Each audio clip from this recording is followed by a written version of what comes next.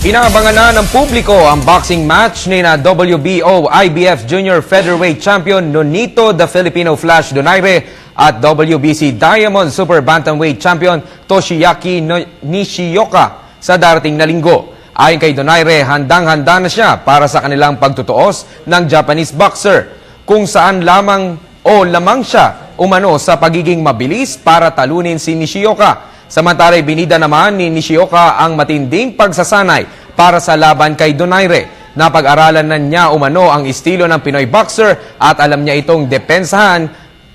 Gaganapin ang Donaire-Nishioka fight sa Home Depot Center sa Carson, California.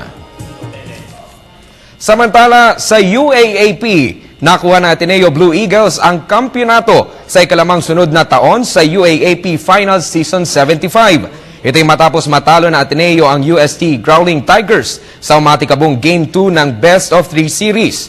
Naging mahigpit ang labanan ng dalawang koponan matapos ilang beses magpalit-palit ang lead at score. Naging tie sa 29-29 ang score sa pagtatapos ng first half. Nagtapos ang laban sa score na 65-62.